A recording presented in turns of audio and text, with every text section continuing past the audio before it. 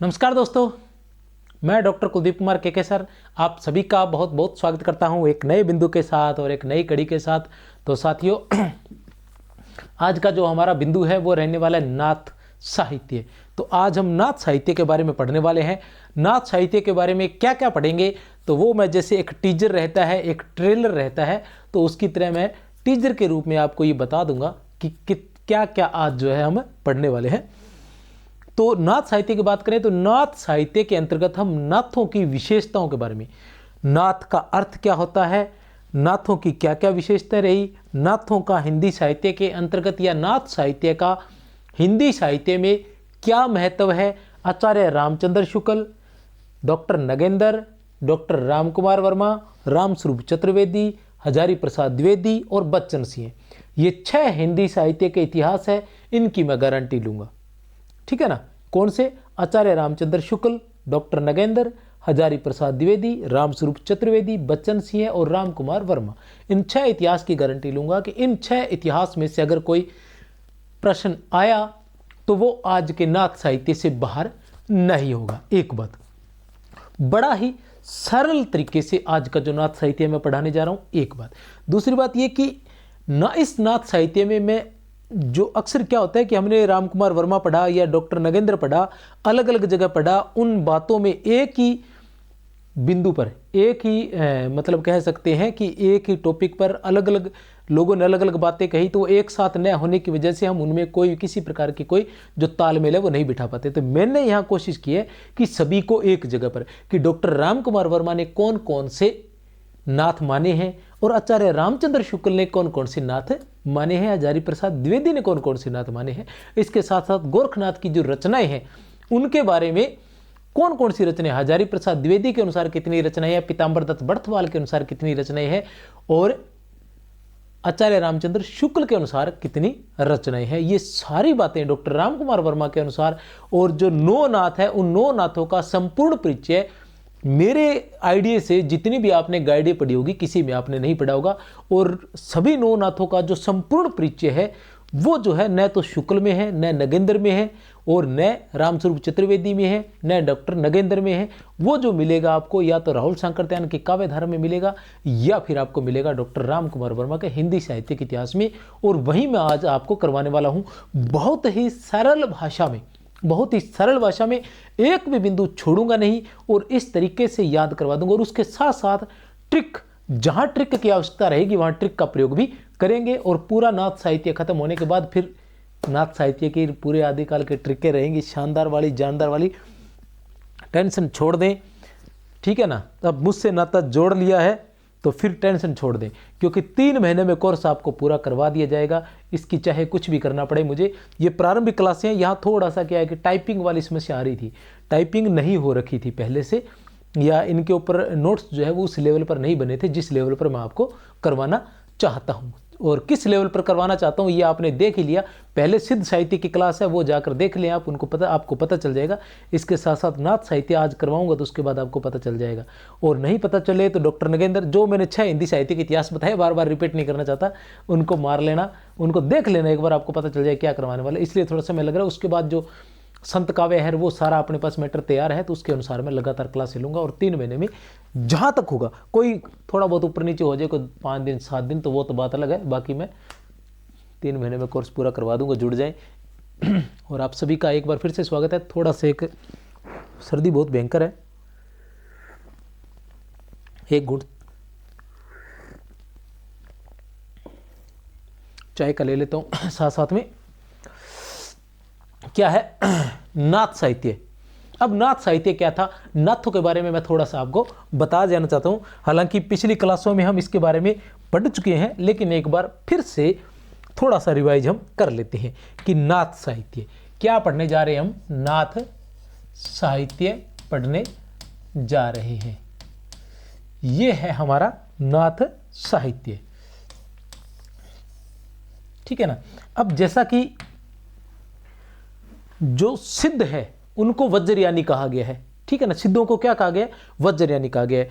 और शुक्ल जो है वो यही कहते हैं कि वज्रयानी शाखा से ही नाथों का उद्भव हुआ था। शुक्ल क्या कहते हैं कि इनका जो उद्भव है ये जो नाथों की परंपरा चली थी ये किन से चली थी? ये सिद्धों से ही चली थी। और राहुल सांकृत्यायन भी यही कहते हैं कि सिद्धों की ही परंपरा का विकास हुआ है। नाथ जो है वो सिद्धों की परंपरा का ही विकास है, नाथ साहित्य। तो अब हम बात करते हैं नाथ साहित्य से पहले एक और छोटी सी बात मैं आपको बता दूं कि आदिकाल जो है, आदिकाल को हम कितने भागों में बांट कर पढ़ सकते हैं? वैसे तो आपको डॉक्टर नगेंद्र का शुक्ल का बताया हुआ है, ठीक है ना, और सबके अलग अलग रहते हैं, लेकिन हम अपने तरीके से कैसे बांट सकते हैं? तो हम इसको आदिकाल जो है, आदिकाल को किस तरीके से बांट कर पढ़ सकते हैं? हम इसको क्या करेंगे कि सबसे पहले हम इसमें आता है सिद्ध साहित्य। क्या आता है प्यारे बच्चों? सिद्ध साहित्य, ठीक है ना। दूसरा आता है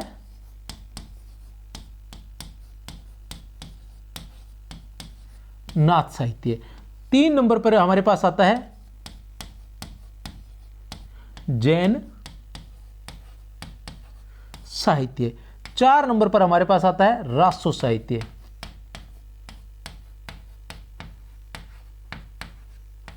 ठीक है ना। 5 नंबर पर हमारे पास आ जाता है लौकिक साहित्य।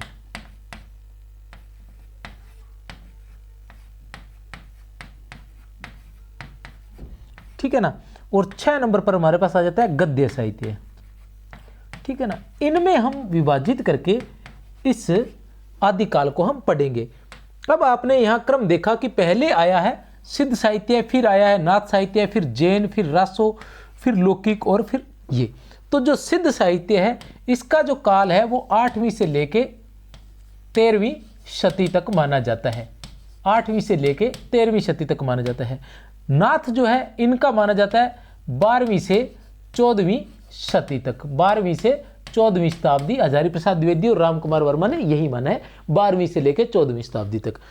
ठीक है ना। जैन साहित्य है ये माना जाता है 8वीं से लेके 13वीं शती तक।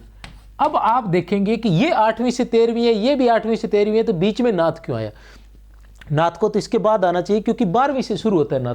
लेकिन नाथ को इसलिए लिया क्योंकि सिद्धों और नाथों की जो परंपरा है वो एक ही जैसी है। वैसे अधिकतर जो साहित्य उनमें ये भी होता है कि पहले सिद्ध साहित्य, फिर जैन साहित्य और फिर नाथ साहित्य आता है। कालक्रम की दृष्टि से ऐसे ही चलता है। लेकिन नाथ जो थे वो सिद्धों से निकले हुए थे, इसलिए इस परंपरा को साथ ही पढ़ लेते हैं। एक बात।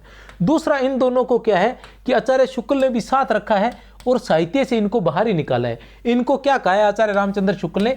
सांप्रदायिक काव्य भी कहा है,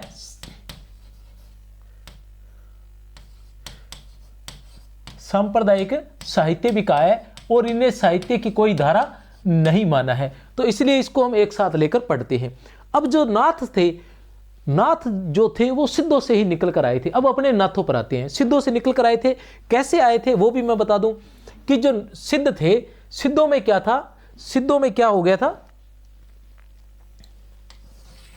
सिद्धों में क्या हुआ था कि वाम मार्ग, सिद्धों ने क्या अपना लिया था? वाम मार्ग अपना लिया था। ठीक है ना। दूसरा, स्त्री सहचर्य, एक वाम मार्ग अपना लिया था और दूसरा स्त्री सहचर्य। इन दोनों की वजह से, क्योंकि सिद्धों में हम पढ़ चुके हैं कि जो सिद्ध होते थे वो अपने साथ में एक जो है स्त्री को योगिनी के रूप में, महामुद्रा के रूप में वो हमेशा साथ रखते थे। वो भोग को ही योग मानते थे। वाम मार्ग जो था वो यही था कि किसी भी वस्तु विशेष के प्रति अगर आपका अधिक मोह है तो उसका अत्यधिक सेवन किया जाए, उसी से उसका मोह भंग हो सकता है, ताकि आपको जो है जो ईश्वर प्राप्ति है उसके अंदर किसी प्रकार की बाधा न आए। क्योंकि मोह जो है वो बाधा बनता है, वो आपका बाधा नहीं बनेगा। भी जिसमें भी आपकी ज़्यादा जो मतलब मोह है तो वो उससे टूट सकता है। तो ये था। और इसको इन्होंने वाम मार्ग को क्या था कि अपने कुत्सित जो भावनाएं थी उनको ठीक है ना, उनको मतलब उनकी पूर्ति के लिए एक मार्ग बना लिया था। तो इसी वजह से यही इनके पतन का कारण बना था। लेकिन सिद्धों में कुछ लोग थे जो क्या है कि स्त्री सहचर्य, जो कहे कि स्त्री सहचर्य, ये जो ये वाम मार्ग है ये वो उस तरह से उस वाम मार्ग में मतलब कह सकते हैं हम कि वाम मार्ग को उन्होंने नहीं अपनाया। तो उन्होंने अब वो यहाँ से सिद्धों से अलग होकर दूसरी जगह चले गए। अब हम सिद्धों की बात करते हैं तो सिद्धों का जो क्षेत्र था वो पूर्वी क्षेत्र माना जाता है। सिद्धों का पूर्वी क्षेत्र माना जाता है।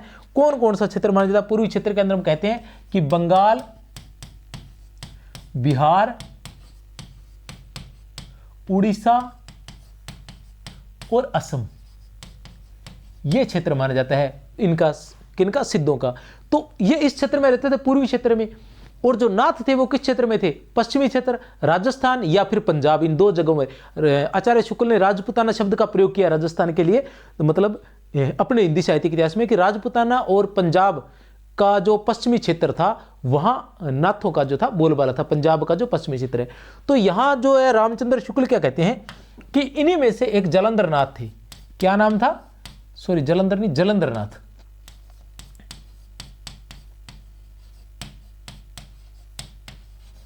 इन्हीं में से एक थे जलंधर नाथ, जो सिद्धों से अलग होकर कहां चले गए थे? सिद्धों से अलग होकर कहां चले गए थे? पंजाब चले गए थे। कहां चले गए थे? पंजाब चले गए थे। और पंजाब में वो क्या कहलाए थे? बालनाथ कहलाए थे। क्या कहलाए थे? बालनाथ कहलाए थे। और वहां एक बालनाथ का टीला भी है। क्या है? बालनाथ का टीला भी है। तो शुक्ल कहते हैं कि वो इनका ही हो सकता है, क्योंकि पद्मावत में, आचार्य शुक्ल के हिंदी साहित्य के अनुसार पद्मावत में बालनाथ का टीला का जो वर्णन हुआ है, पद्मावत में बालनाथ का टीला का वर्णन हुआ है। और ऐसा भी कहा जाता है कि जलंधर शहर जो है, जलंधर शहर जो है वो इन्हीं के नाम पर बसा हुआ हो सकता है। जलंधर शहर जो है वो इन्हीं के नाम पर बसा हुआ हो सकता है। तो ये क्या सिद्धि थी। अब जलंधर नाथ के शिष्य क्या थे? मत्स्येंद्र नाथ थे। जलंधर नाथ के शिष्य कौन थे? मत्स्येंद्र नाथ थे। कौन थे?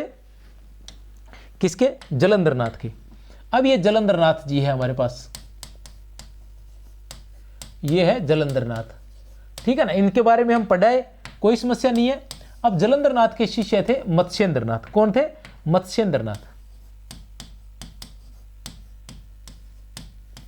जलंधर नाथ के शिष्य कौन थे? मत्स्येंद्र नाथ थे। और मत्स्येंद्र नाथ के शिष्य कौन थे?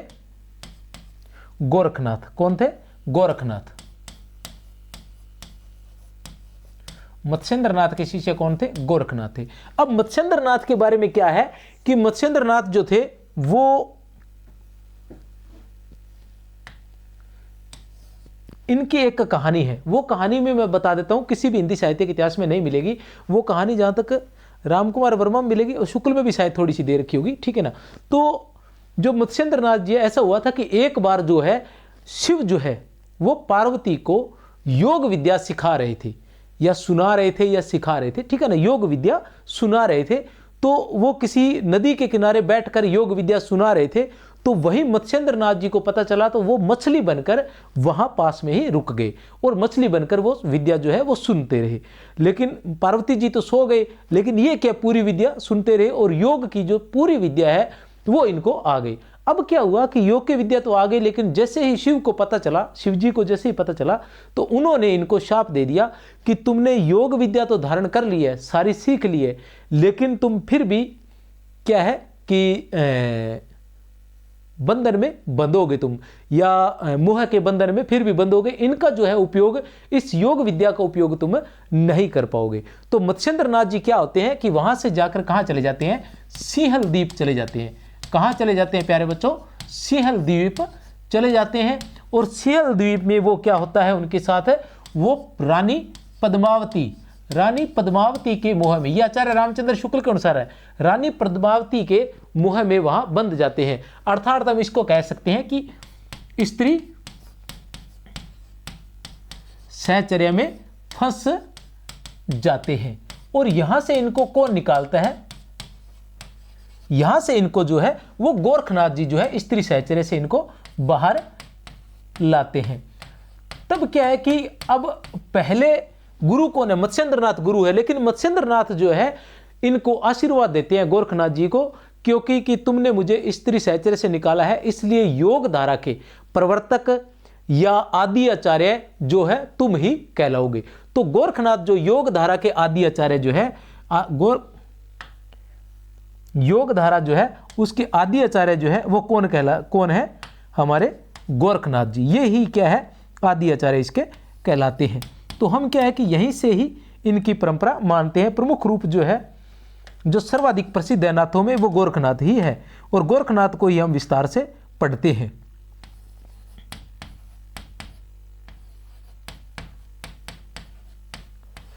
आदि आचार्य। अब क्या है कि अलग अलग जगह, कुछ जगह तो क्या है कि मत्स्येंद्र नाथ को ही आदिनाथ कहा गया है, कुछ जगह ये कहा है कि आदिनाथ शिव थे। ये जो नाथ थे ये शिव के भक्त थे, हम जानते हैं ये शिव के भक्त थे, तो ऐसा कहते हैं कि आदिनाथ जो थे, कुछ कहते हैं कि आदिनाथ ही इनके जो आदिनाथ थे पहले गुरु वो ही शिव को ही इन्होंने आदिनाथ कहा है। कुछ कहते हैं कि आदिनाथ थे, और कुछ जगह ऐसा है कि आदिनाथ जो थे उनको शिव मान लिया है, और दूसरे नंबर पर मत्स्येंद्र नाथ आते हैं। तो दूसरे नंबर पर मत्स्येंद्र नाथ आते हैं। शुक्ल की हम बात करते हैं तो शुक्ल ने जो है इन 3 सिद्धों को जो नाथ माना है, 3 जो नाथ थे उनको सिद्ध माना है, जिनमें आ जाता है जलंधर नाथ, ठीक है ना, जलंधर नाथ, नागार्जुन, और उसके बाद चरपटनाथ।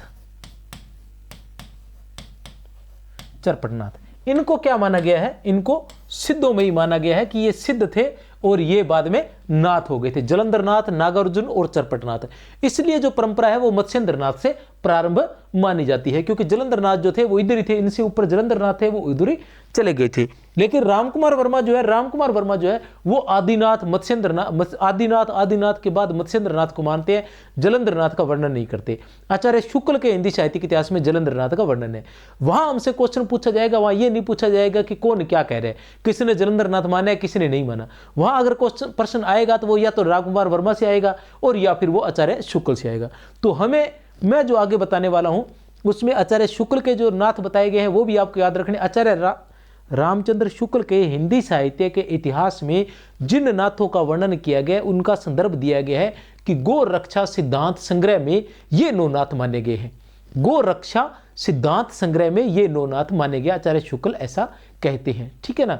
और रामकुमार वर्मा जो है वो स्वयं ही 9 नाथों के बारे में बताते हैं नाम, वो भी हम सारे देख लेंगे कि आम, गोगा, चरपट, चोर, ठीक है ना। ये सारे जब साथ में आएंगे तो उस हिसाब से हम चलते जाएंगे, ठीक है ना। ये थे नाथों की थोड़ी सी भूमिका। नाथ जो थे किस क्षेत्र में थे, पश्चिमी क्षेत्र में थे, राजपुताना, राजस्थान और पश्चिमी पंजाब हम कह सकते हैं, पश्चिमी क्षेत्र माना जाता है। 12वीं से 14वीं शताब्दी जो इनका काल माना जाता है।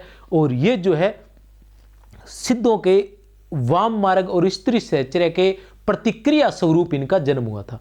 सिद्धों की वाम मार्ग और स्त्री सहचर्य के प्रतिक्रिया स्वरूप नाथों का जो जन्म हुआ था, नाथ संप्रदाय का उदय हुआ था। नाथ जो थे उनको कनफटे भी कहा गया क्योंकि इनके कानों के अंदर जो बड़े बड़े स्फटिक के बने हुए जो कुंडल है वो डाले जाते थे, स्फटिक के बने हुए कुंडल डाले जाते थे।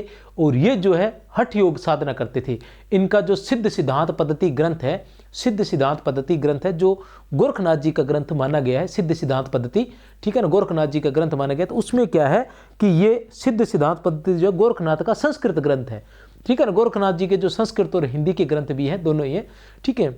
तो संस्कृत ग्रंथ जो है उनमें क्या सिद्ध सिद्धांत ग्रंथ जो है, सिद्ध सिद्धांत पद्धति ग्रंथ जो है उसके अंदर क्या है कि जो क्या बता रहा था मैं, इनका जो सिद्ध सिद्धांत पद्धति ग्रंथ जो है, सिद्ध सिद्धांत पद्धति ग्रंथ गोरखनाथ का संस्कृत भाषा में लिखा गया ग्रंथ है। उसमें क्या है, हठ योग के बारे में बताया गया है कि है का अर्थ है सूर्य और ठय का अर्थ है चंद्रमा। है का अर्थ है सूर्य और ठय का अर्थ है चंद्रमा। इन दोनों के योग को ही हठ योग कहा जाता है। हठ योग इन्होंने नाथों ने अपनाया था। उसके अलावा नाथों की बात करें तो नाथों की भाषा जो है वो सदुकड़ी भाषा जो है वो मानी गई है। नाथों की भाषा सदुकड़ी मानी गई है। इनकी संख्या जो है वो 9 मानी गई है।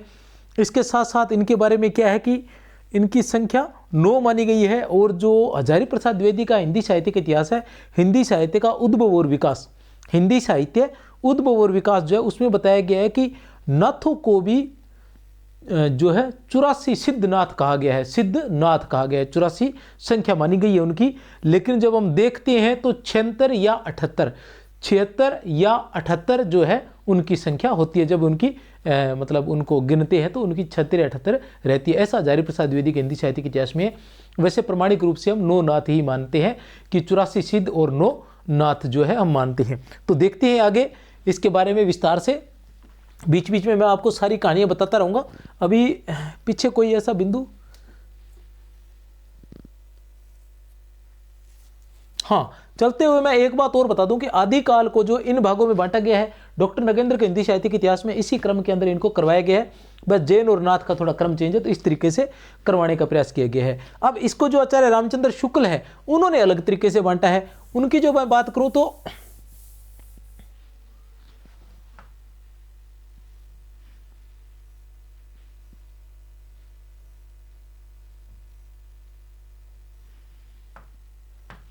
उनकी मैं बात करता हूं तो उन्होंने, मैं बार बार बता रहा हूं कि उन्होंने प्रकरण 1 जो है आदिकाल को 4 प्रकरणों में बांटा है। प्रकरण 1 जो है उसमें उन्होंने क्या बांटा है, उन्होंने उन्हें जो है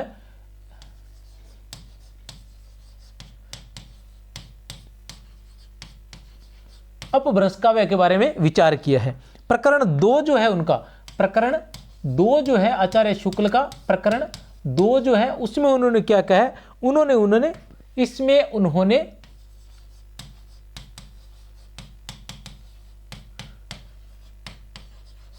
अपभ्रंश काव्य का जिक्र किया है। इसमें अपभ्रंश काव्य का जिक्र किया है तो इसी में उन्होंने क्या किया है, इसमें उन्होंने सिद्ध और नाथ को लिया है, सिद्ध व नाथों का वर्णन किया है और साथ में किया है जैनों का भी मान सकते हैं या कुछ रचनाएं हैं उनको वर्णन मान सकते हैं, इन तीनों का।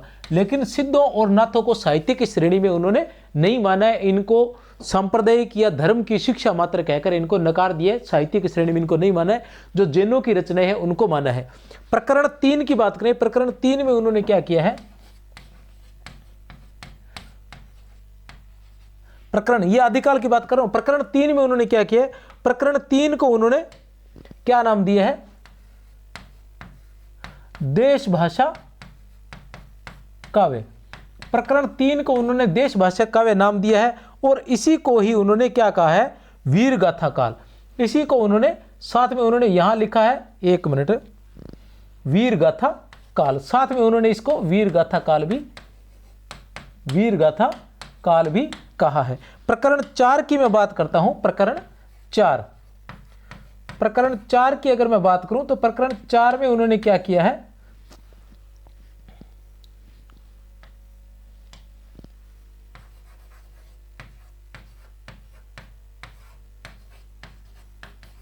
फुटकल कवि रखे हैं, उसके अंदर उन्होंने अमीर खुसरो और विद्यापति को लिया है, अमीर खुसरो और विद्यापति का वर्णन किया है, ठीक है ना। इसके अंतर्गत अब चलते हैं आगे, नाथ साहित्य। सिद्धों ने जो भोग प्रदान, सिद्धों ने जो भोग प्रदान योग साधना अपनाई थी उसी की प्रतिक्रिया स्वरूप, सिद्धों ने जो भोग प्रदान, सिद्धों ने, सिद्ध जो थे उन्होंने क्या है, भोग प्रधान योग साधना अपनाई थी उसी की प्रतिक्रिया स्वरूप नाथ पंथ का उदय हुआ। सिद्धों में ही जिन्हें सिद्धों का वाम मार्ग या स्त्री सहचर्य साधना के अनुकूल नहीं लगा वे नाथ हो गए। जैसे छायावाद का, ठीक है ना, छायावाद का उदय कैसे हुआ था कि द्विवेदी युग की, ठीक है ना, द्विवेदी युग की जो क्या बोलते हैं उसको,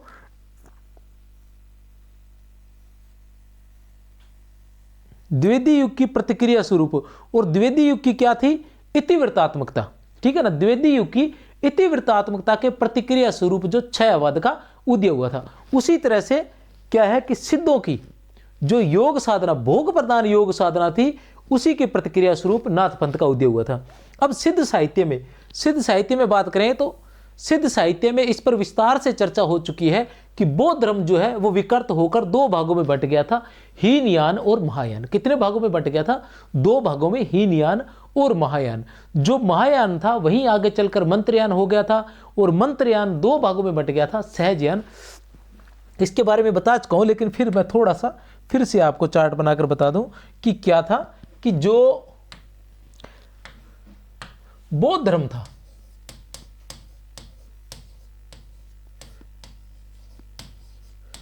बौद्ध धर्म जो था वो 2 भागों में बंट गया था। कितने भागों में, 2 भागों में बंट गया था। एक था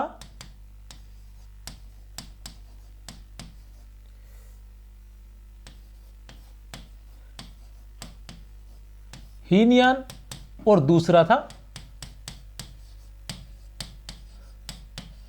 महायान। हीनयान का मतलब है छोटी सवारी, छोटा यान, और महायान का मतलब है बड़ी सवारी। तो हीनयान में क्या है कि सिद्धांतिक लोग हीनयान में क्या थे, सिद्धांतिक थे। सिद्धांतिक लोग जो थे या सिद्धांतों पर चलने वाले थे। और महायान में चाहे शूद्र है या सभी जो जितनी जातियों के लोग थे सभी हीनयान में थे। महायान एक मिनट, हीनयान जो था इसमें सिद्धांतिक लोग थे या सिद्धांतों पर चलने वाले लोग ही हीनयान में थे, मतलब कम लोग थे। छोटी सवारी जिसको बोलते हैं, लिख देता हूं क्या है, छोटी सवारी। छोटी सवारी। और ये महायान जो था बड़ी सवारी थी। बड़ी सवारी से तात्पर्य इसमें सभी जाति के लोग थे जिसमें शूद्र आदि भी शामिल थे। यही जो महायान है यही आगे चलकर क्या हो गया था, मंत्रयान हो गया था। क्या हो गया था, मंत्रयान हो गया था विकृत रूप में। और यही मंत्रयान जो है आगे चलकर कितने भागों में बंट गया था, 2 भागों में बंट गया था। कौन कौन से तो 2 भाग, वज्रयान और सहजयान। वज्रयान और सहजयान। जो वज्रयानी थे वो क्या कहलाए थे, जो वज्रयानी थे वो तो कहलाए थे सिद्ध, और जो सहजयानी थे वो कहलाए थे नाथ। ठीक है ना। लेकिन आचार्य रामचंद्र शुक्ल है वो कहते हैं कि वज्रयानों की ही परंपरा के अंदर नाथ थे, वज्रयानी की परंपरा में। तो वो भी सही है क्योंकि वज्रयानियों की परंपरा में ही, क्योंकि नाथ जो थे वो पहले सिद्ध ही थे, तो वो भी मान सकते हैं और इस तरह से भी आप मान सकते हैं। ठीक है ना। और जो आचार्य शुक्ल उन्होंने ये भी कहा है कि नाथ जो थे वो सिद्धों की वज्रयानी, और साथ में वो कहीं के कहते हैं कि सहजयानियों की शैली अपनाई थी। सिद्धों में जो सहजयानी थे उनकी शैली अपनाई थी, ऐसा भी एक जगह आ जाता है, वो अपने पढ़ेंगे अभी। ठीक है ना। राहुल सांकृत्यायन ने नाथ पंथ को सिद्धों की परंपरा का ही विकसित रूप माना है। नोट करें, इसी प्रकार की बात शुक्ल भी कहेंगे। क्या है, ये जो एक शब्द है ये बार बार यहां आया हुआ है, परंपरा। ध्यान रखें, परंपरा। राहुल सांकृत्यायन ने नाथ पंथ को सिद्धों की ही परंपरा का विकसित रूप माना है। राहुल सांकृत्यायन ने क्या कहा है कि नाथ पंथ को सिद्धों की परंपरा का ही विकसित रूप माना है। डॉक्टर रामकुमार वर्मा ने नाथों का समय 12वीं शताब्दी से 14वीं शताब्दी के अंत तक माना है। नाथों का जो समय मैं आपको बता ही चुका हूं, क्या है, 12वीं शताब्दी से लेकर 14वीं शताब्दी के अंत तक का माना गया है। नाथ पंथ को अभी पिछले दिनों जो संस्कृत शिक्षा का पेपर हुआ था उसमें यह पूछा गया था और बताया भी गया था कि नाथ पंथ को सिद्धों की परंपरा का ही विकसित रूप माना गया है। नाथ पंथ को सिद्धों की परंपरा का ही विकसित रूप किसने माना है, तो राहुल सांकृत्यायन ने माना है। हजारी प्रसाद द्विवेदी ने क्या कहा है, हजारी प्रसाद द्विवेदी क्या कहते हैं, हजारी प्रसाद द्विवेदी कहते हैं कि नाथ पंथ जो है वो नाथ संप्रदाय, सिद्ध मत, सिद्ध मार्ग, योग मार्ग, अवधूत मत और अवधूत संप्रदाय, ठीक है ना, के नाम से भी प्रसिद्ध है। ये नाम बताए गए हैं। तो अक्सर ऐसा पूछा जाता है कि नाथ साहित्य के ये नाम किसने दिए, नाथ साहित्य को इन नामों से किसने संबोधित किया है, तो किसने किया है, हजारी प्रसाद द्विवेदी ने। किसने किया है, हजारी प्रसाद द्विवेदी ने इन्हें संबोधित जो है किया है। किस नाम से, याद रख ले, सिद्ध मत, सिद्ध मार्ग, योग मार्ग, अवधूत मत एवं अवधूत संप्रदाय। नाथ का अर्थ जो है, नाथ का अर्थ है मुक्ति देने वाला, ठीक है ना। और जैन का अर्थ होता है कामनाओं पर विजय प्राप्त करने वाला, ठीक है ना। नाथ का अर्थ होता है मुक्ति प्रदान करने वाला और जैन का होता है कामनाओं पर विजय प्राप्त करने वाला। नाथ ईश्वर को शून्य रूप में मानते थे और अलख निरंजन कहते थे। आचार्य रामचंद्र शुक्ल के अनुसार गोरखनाथ के नाथ पंथ का मूल भी बौद्धों की यही वज्रयान शाखा है। यही वज्रयान शाखा है, मतलब सिद्धों की जो शाखा है यही वज्रयान शाखा, जो मैंने कहा था 84 सिद्धों में गोरखनाथ, गोरक्षपा, जो सिद्धों में गोरक्षपा है, मत्स्येंद्रनाथ सिद्धों में मीनाप्पा के नाम से जाने जाते थे। गोरक्षपा भी गिन लिए गए हैं, पर यह स्पष्ट है कि उन्होंने अपना मार्ग अलग कर लिया था। योगियों की, बहुत ही महत्वपूर्ण यहां से, योगियों की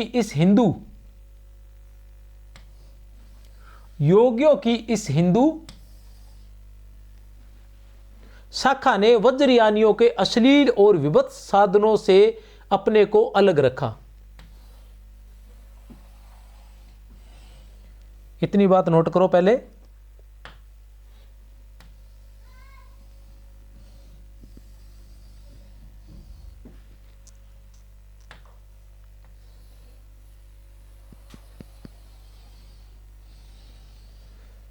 ठीक है ना। क्या कहना चाह रहे हैं कि योगियों ने इस हिंदू शाखा से वज्रयानियों के अश्लील और विभत्स विधानों से अपने को अलग रखा। योगियों की इस हिंदू शाखा ने, अब यहां बात किसकी चल रही है? हिंदू शाखा की। तो ये हिंदू शाखा जो है ये किसे कहा है? आचार्य रामचंद्र शुक्ल ने यहां हिंदू शाखा जो है वो किसे कहा है? तो वो कहा है नाथों को। ठीक है ना। योगियों की इस हिंदू शाखा ने वज्रयानियों के, यहां वज्रयानी किसे कहा है? वज्रयानी कहा गया है सिद्धों को। ठीक है ना। क्या कहा है कि अश्लील और विभत्स विधानों से, नियमों से, कानूनों से अपने को अलग रखा था। किन्होंने? नाथों ने अलग रखा था। यह कथन किसका है? यह कथन है आचार्य रामचंद्र शुक्ल का है। यह आपने ध्यान रखना है। यद्यपि शिव शक्ति की भावना के कारण कुछ श्रृंगारमयी वाणी भी नाथ पंथ के किसी ग्रंथ में, जैसे शक्ति संगम तंत्र में मिलती है। तो ये जो ग्रंथ है ये भी ध्यान रखना है। ये जो कथन है ये किसका कथन है? ये कथन है आचार्य रामचंद्र शुक्ल का कथन है। दूसरी बात यह है कि जो नाथ थे वो किसकी पूजा करते थे? शिव की पूजा करते थे। तो उनमें जो है स्त्री या श्रृंगार से संबंधित रचनाएं नहीं है, लेकिन एक ग्रंथ मिलता है गोरखनाथ का माना जाता है, जिसे गोरखनाथ का माना जाता है शक्ति संगम तंत्र। क्या नाम है? शक्ति संगम तंत्र। यह किस प्रकार का ग्रंथ माना जाता है? यह गोरखनाथ का संस्कृत ग्रंथ माना जाता है। गोरखनाथ का संस्कृत भाषा में लिखा गया ग्रंथ माना जाता है। और इस ग्रंथ के अंदर आचार्य शुक्ल के अनुसार क्या है? श्रृंगारमयी वाणी है। इसकी वाणी जो है वो श्रृंगारमयी वाणी है। शक्ति संगम तंत्र में, शक्ति संगम तंत्र में जो है श्रृंगारमयी वाणी है। ऐसा कौन कह रहे हैं? आचार्य रामचंद्र शुक्ल कह रहे हैं। शक्ति संगम तंत्र जो है वो गोरखनाथ का संस्कृत ग्रंथ माना जाता है। इसके अलावा सिद्ध सिद्धांत पद्धति जो है वो भी संस्कृत ग्रंथ माना जाता है। इसके अलावा विराट पुराण जो है वो भी संस्कृत ग्रंथ माना जाता है। ये उनके संस्कृत ग्रंथ जो है माने जाते हैं। अब बात करते हैं हम, ये इनके संस्कृत ग्रंथ माने जाते हैं। और ऐसा भी कहा जाता है, शुक्ल ने भी यही कहा है और डॉक्टर रामकुमार वर्मा ने, हजारी प्रसाद द्विवेदी ने भी यही कहा है कि जो इनके हिंदी ग्रंथ हैं वो थोड़े देखने में थोड़े आसान लगते हैं, बाकी वो जो सार है वो इनके संस्कृत ग्रंथों का ही सार है, जो इनके हिंदी ग्रंथ हैं। चलते हैं आगे। भोट के ग्रंथों में जलंधरनाथ को आदिनाथ कहा गया है। भोट के ग्रंथों में देख लीजिए, ठीक है ना। भोट के ग्रंथों में कौन कह रहे हैं? आचार्य रामचंद्र शुक्ल कह रहे हैं। आप सभी के, हम सब के प्रिय आचार्य रामचंद्र शुक्ल। प्रिय चाहे हो चाहे ना हो, धक्के से हो चाहे पर हो गए भैया। कारण ये है कि इन्हीं के से क्वेश्चन आए जाते हैं, और अगर नहीं है तो बना लो भैया। ठीक है ना। ये मेरी बात कान खोलकर सुन लो कि अगर किसी को आचार्य रामचंद्र शुक्ल नहीं प्रिय है तो बना लो। और एक नियम बना लो। नियम क्या बना लो कि रोजाना इसके 15-20 पेज जो है आपने पढ़ने हैं फटाफट। उसको टाइम कितना निकालना है? 20 मिनट के अंदर 20 पेज पढ़े, और ज़्यादा से ज़्यादा आधे घंटे में 20 पेज पढ़े और उसके बाद रख दो। भूल जाओ कि कुछ समझ में आया है कि नहीं आया। बाकी तो मैं करवा दूंगा, ऐसी कोई बात नहीं है। मेरी क्लास से जुड़ो तो शुक्ल कहीं से नहीं जाने वाला। लेकिन फिर भी आप अपनी तरफ से शुक्ल की एक किताब उठा लो और उसके 20 पेज रोज के पढ़ो और उसके बाद उसको रख दो चाहे। ठीक है ना। आधे घंटे में पढ़े और रख दिया, बस इस तरीके से उसको चलने दो। और संडे जब आए उस दिन रिवाइज के रूप में जितने भी पेज पढ़े हैं वो सारे के सारे पेज स्पीड से पढ़ दो। कुछ समझ में आ रहा है, नहीं आ रहा है, कुछ लिखना है लिखो, नहीं लिखना मत लिखो। ठीक है ना। लेकिन पढ़ते जरूर हो, क्योंकि वो जो है बड़ा महत्वपूर्ण है। अवधारणाएं वहां से बनने वाली है। ठीक है ना। डरा नहीं रहा हूं, ठीक है ना। ऐसी भी कोई बात नहीं है। बिना शुक्ल के हिंदी साहित्य के इतिहास के अगर आपने मेरी क्लास ली है तो आपको बिना शुक्ल पढ़े भी मैं सिलेक्शन करवा कर दिखा दूंगा। कोई भी क्वेश्चन ऐसा नहीं होगा जो यहां से नहीं है। लेकिन फिर भी अगर आप पढ़ सकते हैं तो आप समय निकालकर जरूर पढ़ते रहे साथ साथ में। भोट के ग्रंथों में जलंधरनाथ को, किसके ग्रंथों में प्यारे बच्चों? भोट के ग्रंथों में। और किसको? जलंधरनाथ को। ठीक है ना। आदिनाथ कहा गया है। अब देखो आ गया ना। आदिनाथ जो है वो किसको कहा गया है? जैसे हम बहुत सा जो रामकुमार वर्मा है उसमें आदिनाथ जो है वो पहले नाथ माने गए हैं। आदिनाथ जो है वो पहले नाथ माने गए हैं। बाद में आदिनाथ का कोई वर्णन नहीं है। ऐसा कहा जाता है कि इनके आदिनाथ जो थे वो शिव थे। कौन थे? शिव थे। लेकिन जैसे जब रामकुमार वर्मा की बात आती है तो रामकुमार वर्मा आदिनाथ नाम लेते हैं। शुक्ल की बात आती है तो सबसे पहले शुक्ल लेते हैं जलंधरनाथ का नाम। ठीक है। अब यहां जो भोट के ग्रंथों में जलंधरनाथ को आदिनाथ कहा गया है वो कहीं ना कहीं सही हो सकता है। क्यों हो सकता है? क्योंकि यहां शुक्ल ने सबसे पहले जलंधरनाथ का वर्णन किया है कि जलंधरनाथ ही सिद्धों से अलग होकर पंजाब गए थे।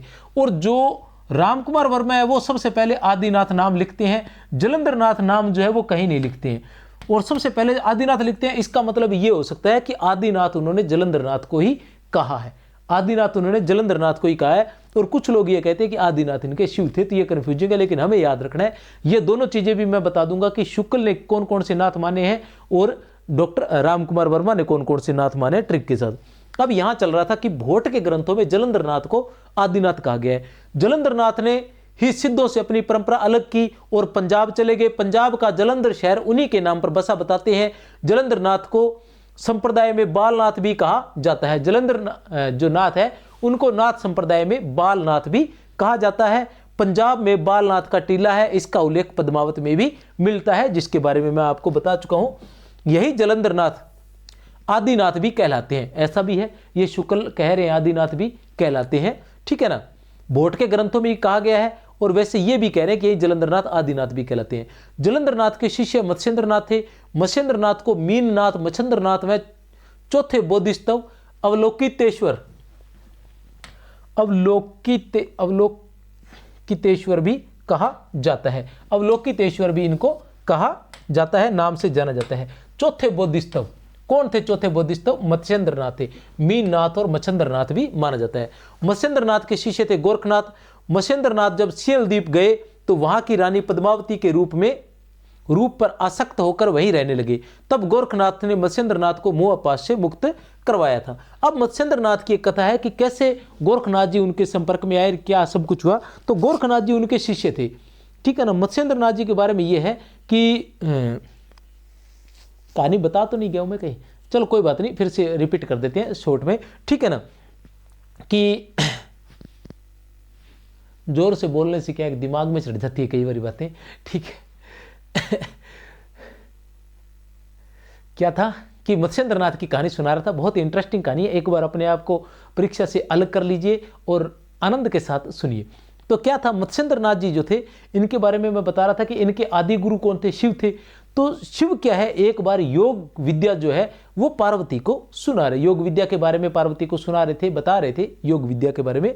तो पार्वती जी तो सो जाते हैं, लेकिन मत्स्येंद्रनाथ जी को ये पता चल जाता है कि वो योग विद्या सिखा रहे हैं। तो वो मछली बनकर कहीं न कहीं वहाँ नदी के किनारे जहाँ शिव जो है योग विद्या सुना रहे होते हैं पार्वती को, वहीं वो पानी में मछली बनकर रुक जाते हैं या छिप जाते हैं और योग विद्या जो है पूरी तरह से सीख लेते हैं।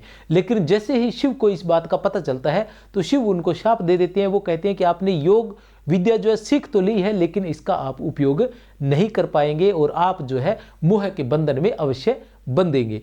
तो उसी शाप की वजह से वो क्या करते हैं, वहां से कहाँ चले जाते हैं, सिंहल द्वीप चले जाते हैं। और सिंहल द्वीप में वो रानी पद्मावती के मोह में बंध जाते हैं, रानी पद्मावती के मोह में बंध जाते हैं। और वहां से एक तरह से वो स्त्री सहचर्य है, और वहां से जो है गोरखनाथ जी उनको निकाल कर लाते हैं।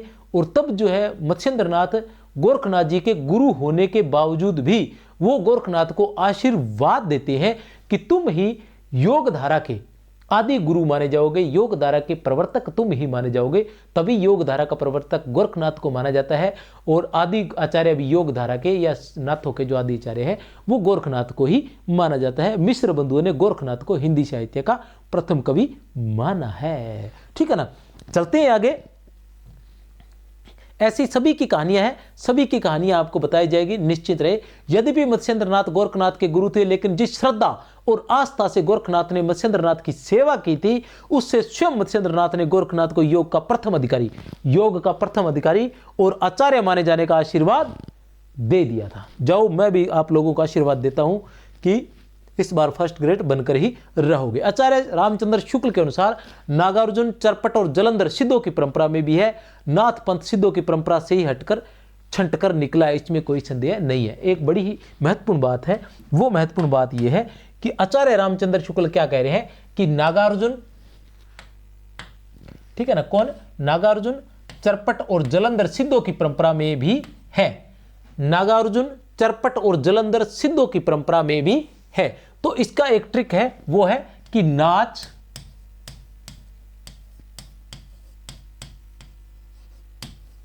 जलंधर, नाच, नाच, जलंधर, नाच।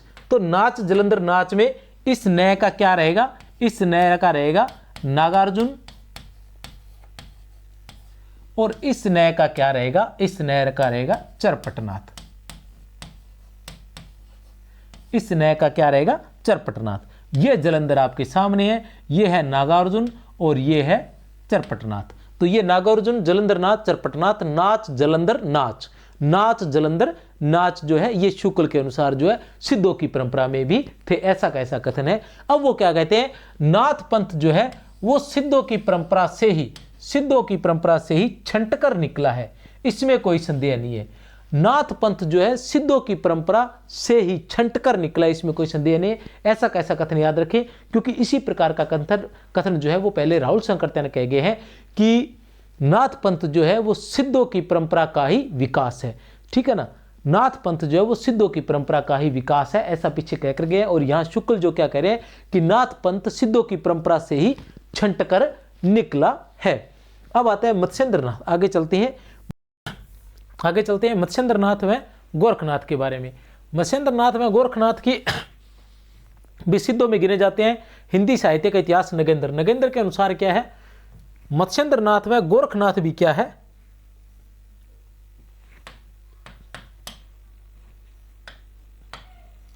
मत्स्येंद्रनाथ व गोरखनाथ भी सिद्धों में गिने जाते हैं। गोरक्ष सिद्धांत संग्रह में ये 9 नाथ माने गए हैं। गोरक्ष सिद्धांत संग्रह में ये 9 नाथ माने गए हैं। तो गोरक्ष सिद्धांत संग्रह का वर्णन किस में मिलता है, यह आचार्य रामचंद्र शुक्ल के हिंदी साहित्य के इतिहास में लिखा हुआ है कि गोरक्ष सिद्धांत संग्रह में ये 9 नाथ माने गए। कहने से तात्पर्य यह है कि आचार्य रामचंद्र शुक्ल जो है वो भी ये 9 नाथ ही मान रहे हैं। ये 9 नाथ कौन कौन से हैं,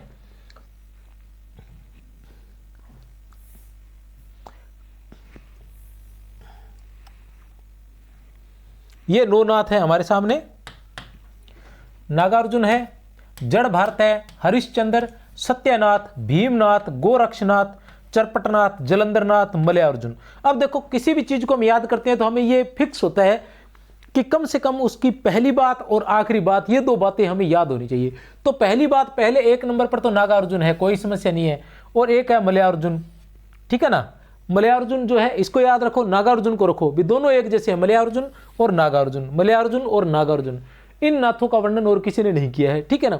अब हमारे पास आता है गोरक्षनाथ मतलब गोरखनाथ, चरपटनाथ, जलंधरनाथ, ये 3 हो गए, ठीक है ना। अब आता है जड़ भारत, हरिश्चंद्र, सत्यनाथ, भीमनाथ। ये 4 नाम जो है ये अलग है।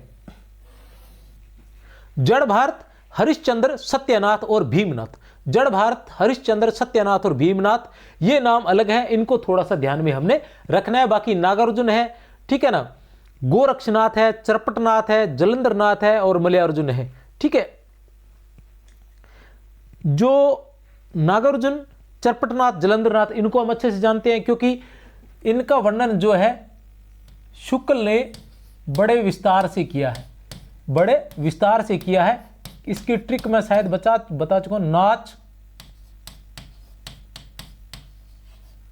जलंधर नाच, नाच जलंधर नाच, नाच का मतलब होगा ना का नागार्जुन, च का चरपटनाथ, जय का जलंधरनाथ। फिर नागार्जुन से एक याद रह जाएगा हमें, मलयार्जुन, ठीक है ना। और उसके अलावा जो है हमारे पास गोरक्षनाथ, गोरखनाथ थे ही थे, ठीक है ना। जड़ भारत, हरिश्चंद्र, सत्यनाथ, भीमनाथ, इन्होंने उनका नाम नहीं लिया है, मत्स्येंद्रनाथ का नाम इन्होंने नहीं लिया है। इन्होंने मत्स्येंद्रनाथ का नाम नहीं लिया है, और जो हमारे रामकुमार वर्मा है उन्होंने जलंधरनाथ का नाम नहीं लिया। आगे देखते हैं जलंधरनाथ के अनुसार जो है नाथ थे, सॉरी रामकुमार वर्मा के अनुसार 9 नाथ कौन कौन से थे। तो डॉक्टर रामकुमार वर्मा ने, बात करते हैं हम रामकुमार वर्मा जी की, कि डॉक्टर रामकुमार वर्मा ने अपने हिंदी साहित्य के इतिहास, हिंदी साहित्य का आलोचनात्मक इतिहास, हिंदी साहित्य का आलोचनात्मक इतिहास में जिसकी रचना 1938 ईस्वी में हुई थी, 9 नाथों के नाम इस प्रकार बताए हैं। 1 नंबर पर है आदिनाथ, 2 नंबर पर मत्स्येंद्रनाथ, 3 नंबर पर गोरखनाथ, 4 नंबर पर गहणीनाथ, 5 नंबर पर चरपटनाथ, 6 नंबर पर चौरंगीनाथ जिन्हें पूर्ण भक्त भी कहा जाता है, 7 नंबर पर ज्वालेंद्रनाथ, 8 नंबर पर भर्तृनाथ, 9 नंबर पर गोपीनाथ। ये इन्होंने नाम इनके गिनाए हैं डॉक्टर रामकुमार वर्मा ने। इनके बारे में भी हम आगे चलकर विस्तार से पढ़ेंगे। इनके बारे में जो विस्तार से जानकारी मिलती है वो डॉक्टर रामकुमार वर्मा के हिंदी साहित्य के इतिहास में ही मिलती है। इनकी एक ट्रिक है, ये लिखी हुई है कि आम गोगा चरपट चोर, ठीक है ना, आम गोगा चरपट चोर ज्वाला भरत गोपी, आम गोगा चरपट चोर ज्वाला भरत गोपी। एक बार फिर से साइड में लिख के देख बता दूं मैं आपको, थोड़ा सा आपके अच्छे से समझ में आ जाएगा। किसके अनुसार है? डॉक्टर राम कुमार वर्मा के अनुसार। डॉक्टर राम कुमार वर्मा के अनुसार नो नाथ कौन कौन से हैं? जैसा मैं बता ही रहा हूं, क्या नाम बताया मैंने? आम गोगा, आम गोगा चरपट चोर, छोटा रह गया क्या? थोड़ा छोटा कर लेते हैं, कोई बात नहीं।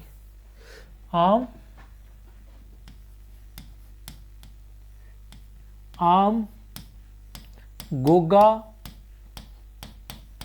चरपट चोर ज्वाला भरत गोपी।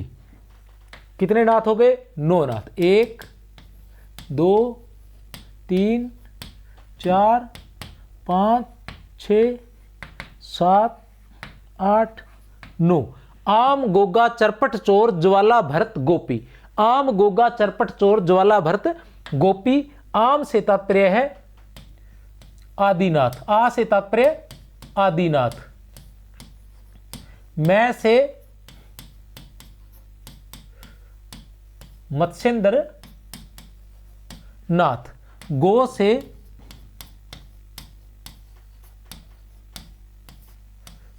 गोरखनाथ, गा से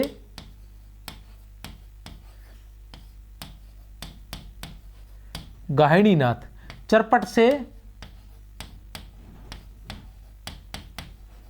चरपटनाथ, चोर से चौरंगी नाथ, ज्वाला से ज्वालेंद्र नाथ, भरत से भरतनाथ या तो आप भर्तरीनाथ भी कह सकते हो, जिसे भर्तरी कहा जाता है, और गोपी से गोपीचंद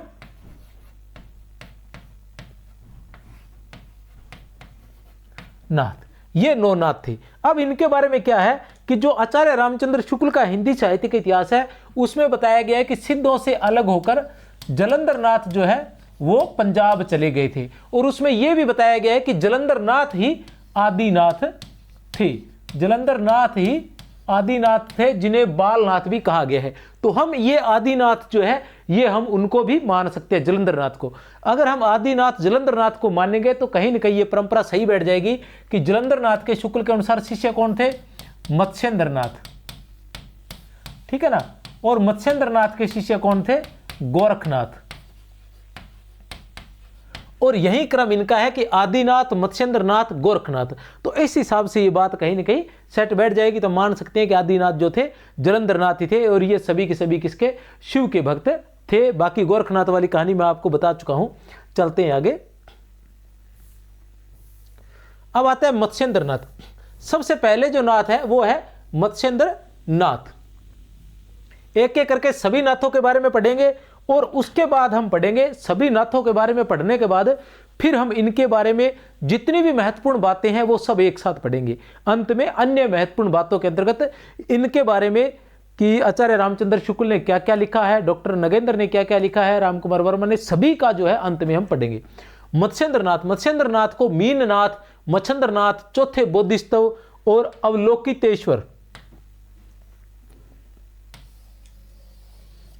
अवलोकितेश्वर के नाम से, चौथे बोधिस्तव और अवलोकितेश्वर के नाम से भी जाना जाता है। मत्स्येंद्र नाथ को मीननाथ, मच्छंद्रनाथ, चौथे बोधिस्तव, अवलोकितेश्वर के नाम से भी जाना जाता है। सागर तट पर शिवजी, इनकी जो पूरी कहानी है मैं बता ही चुका हूं कि सागर तट पर शिवजी जो है योग विद्या का रहस्य पार्वती को समझा रहे थे। पार्वती को नींद आ गई, किंतु मत्स्येंद्रनाथ मछली रूप में उस योग विद्या के रहस्य को सुनते रहे। उनके इसी कार्य से उनका नामकरण हुआ। चोरी से योग विद्या प्राप्त करने पर शिव द्वारा शाप दे दिया गया। शिव द्वारा जो है वो क्या शाप दे दिया गया।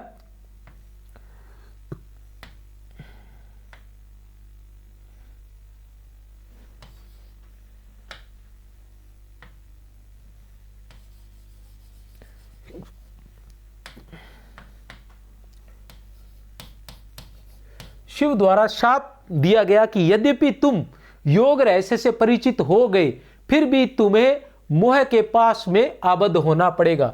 फिर भी तुम्हें मोह के पास में आबद्ध होना पड़ेगा। ऐसा किसने कहा था? शिव ने कहा था। मत्स्येंद्रनाथ जब सिंहल द्वीप गए तो वहां की रानी पद्मावती, मत्स्येंद्रनाथ कहां गए? जब सिंहल द्वीप गए।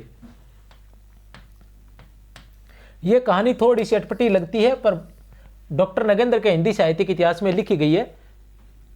सिंहल द्वीप गए, मत्स्येंद्रनाथ जब सिंहल द्वीप गए तो वहां की रानी पद्मावती के रूप पर आसक्त होकर वहीं रहने लगे।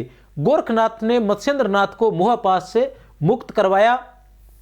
उनके 2 पुत्र भी हुए, पारसनाथ और नेमिनाथ। और जब मुक्त करवाया तभी उन्होंने उनको आशीर्वाद दिया था कि वो मत्स्येंद्रनाथ गुरु थे, लेकिन फिर भी उन्होंने अपने शिष्य गोरखनाथ को आशीर्वाद दिया कि तुम ही इस जो है भी तुम्हारी श्रद्धा को देखकर, तुम्हारी सेवा को देखकर मैं तुम्हें आशीर्वाद देता हूं कि इस जो ये संप्रदाय जो है या योग जो है, योग के आदि आचार्य या प्रथम जो आचार्य है तुम ही कहलाओगे। ठीक है ना। तो इसी वजह से गोरखनाथ ही योग धारा के आदि आचार्य या प्रथम आचार्य कहलाते हैं। गोरखनाथ, गोरक्षनाथ, और वैसे इनको गोरक्षपा भी कहा जाता है। सिद्धों में इनका नाम गोरक्षपा आता है। गोरखनाथ नाथ साहित्य के आरंभकर्ता माने जाते हैं। गोरखनाथ जो है वो नाथ साहित्य के आरंभकर्ता माने जाते हैं। गोरखनाथ का समय अलग अलग साहित्यकारों ने अलग अलग माना है, वो देख लेते हैं किसने क्या क्या माना है। राहुल सांकृत्यायन ने 845 ईस्वी माना है। हजारी प्रसाद द्विवेदी ने 9वीं शती माना है। राहुल सांकृत्यायन और हजारी प्रसाद द्विवेदी। पीताम्बर दत्त बर्थवाल ने इनका समय 11वीं शती माना है। 13वीं शती आचार्य रामचंद्र शुक्ल ने और 13वीं शती ही डॉक्टर रामकुमार वर्मा ने माना है। और नवीन खोजों के अनुसार गोरखनाथ का समय 13वीं शताब्दी ही माना जाता है। तो कौन कौन है? सबसे पहले हम बात करते हैं राहुल सांकृत्यायन की। तो राहुल सांकृत्यायन ने इनका जन्म जो है 845 ईस्वी माना है। किसने? राहुल सांकृत्यायन ने। राहुल सांकृत्यायन की बात करते हैं तो उन्होंने गोरखनाथ का समय 845 ईस्वी माना है। और हम बात करते हैं राहुल और हजारी प्रसाद द्विवेदी। हजारी प्रसाद द्विवेदी 9वीं शती माना है। राहुल और हजारी प्रसाद द्विवेदी, राहुल और राहुल के है से हजारी प्रसाद द्विवेदी, इन दोनों ने 9वीं शती माना है। ठीक है ना। उसके बाद आता है पीताम्बर दत्त बर्थवाल। पीताम्बर दत्त बर्थवाल की बात करें तो उन्होंने 11वीं शती माना है। उसके बाद आचार्य रामचंद्र शुक्ल और रामकुमार वर्मा। रामचंद्र शुक्ल और रामकुमार वर्मा दोनों रा वालों ने 13वीं शती माना है। और नवीन खोजों के अनुसार भी उनका जो जन्म है वो 13वीं शती ही माना जाता है। आचार्य शुक्ल के अनुसार गोरखनाथ का समय महाराज पृथ्वीराज के पीछे आता है। ये बहुत महत्वपूर्ण है, ध्यान लगा लेना। ऐसा ही शुक्ल के इतिहास में लिखा हुआ है कि आचार्य शुक्ल के अनुसार क्या है, शुक्ल क्या कहते हैं कि गोरखनाथ का समय महाराज पृथ्वीराज के पीछे आता है। महाराज पृथ्वीराज के पीछे आता है।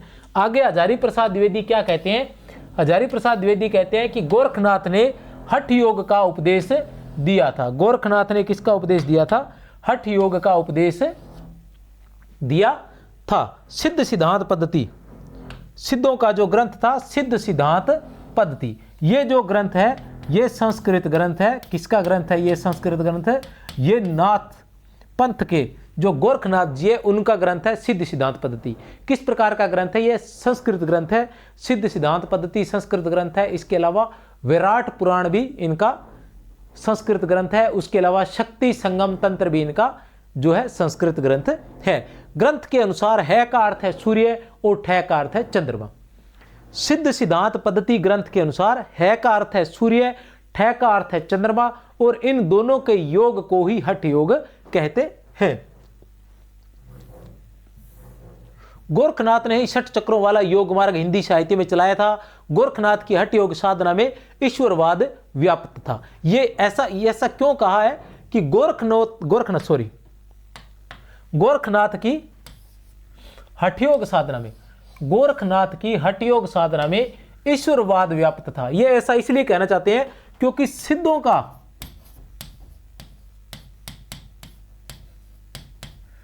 जो हठयोग था वो निरीश्वरवादी था,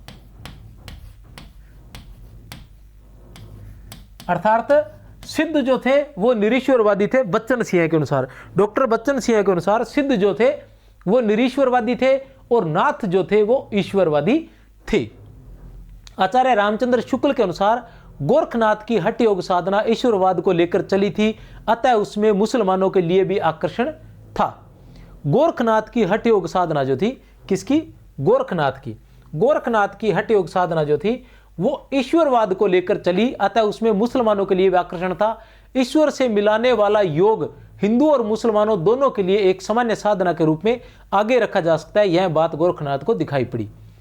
क्या कह रहे हैं ये कि ईश्वर से मिलाने वाला योग हिंदुओं और मुसलमानों दोनों के लिए एक सामान्य साधना के रूप में, ईश्वर से मिलाने वाला जो योग है वो हिंदुओं और मुसलमानों दोनों के लिए एक सामान्य साधना के रूप में सामने रखा जा सकता है। यह बात गोरखनाथ को दिखाई पड़ी थी। उसमें मुसलमानों को अप्रिय मूर्ति पूजा और बहुदेव उपासना की आवश्यकता नहीं थी, अतः उन्होंने दोनों के विद्वेष भाव को दूर करके साधना का एक सामान्य मार्ग निकालने की संभावना समझी थी और वे उसका संस्कार अपनी शिष्य परंपरा में छोड़ गए थे। दिखाई पड़ी थी उसमें मुसलमानों को अप्रिय मूर्ति पूजा और बहुदेव उपासना की आवश्यकता नहीं थी, अतः उन्होंने दोनों के विद्वेष भाव को दूर करके साधना का एक सामान्य मार्ग निकालने की संभावना समझी थी और वे उसका संस्कार जो है अपनी शिष्य परंपरा में छोड़ गए थे। मतलब आचार्य शुक्ल के अनुसार गोरखनाथ को यह दिखाई पड़ा, सुझाई पड़ा कि जो योग साधना है, योग साधना के माध्यम से हिंदुओं को और मुसलमानों को दोनों को एक स्थान पर लाया जा सकता है, क्योंकि जो योग धारा थी उसमें मुसलमानों को अप्रिय मूर्ति पूजा और बहुदेव उपासना की आवश्यकता नहीं थी, क्योंकि गोरखनाथ ने जो योग धारा या योग साधना जो प्रारंभ की थी उसमें मुसलमानों को अप्रिय मूर्ति पूजा और बहुदेव उपासना नहीं थी। यह भी याद रख लेना कि जो नाथ संप्रदाय था उसमें न तो कोई मूर्ति पूजा थी और न बहुदेव उपासना थी, मतलब बहुत से देवी देवताओं को उसमें नहीं माना जाता था, एक ही ईश्वर को माना जाता था। वो मानते थे कि ईश्वर एक ही है, जैसे कबीरदास जी मानते थे उसी प्रकार से। डॉक्टर पीताम्बर दत्त बर्थवाल ने गोरखनाथ की 40 कृतियां उनके द्वारा रचित मानी है। कितनी कृतियां मानी है? 40 कृतियां। पीताम्बर दत्त बर्थवाल ने गोरखनाथ की कितनी कृतियां मानी है? 40 कृतियां मानी है। कौन कौन सी है? शब्दी, पद, प्राण सांकली, शिष्या दर्शन। शब्दी, पद, प्राण सांकली, शिष्या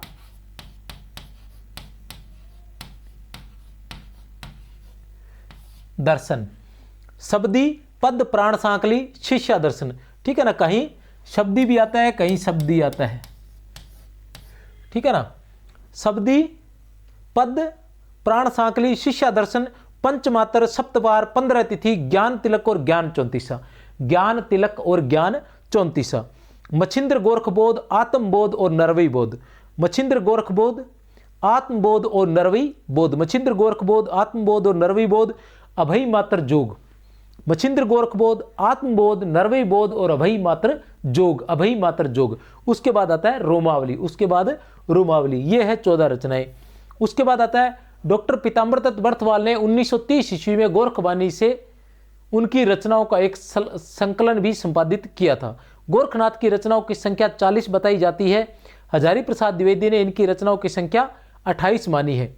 डॉक्टर पीताम्बर दत्त बर्थवाल ने गोरखनाथ की 40 कृतियां उनके द्वारा रचित मानी है। वो कौन कौन सी है? डॉक्टर पीताम्बर दत्त बर्थवाल ने। अब यहां एक चीज हो रही है, हजारी प्रसाद द्विवेदी ने इनकी रचनाओं की संख्या कितनी मानी है?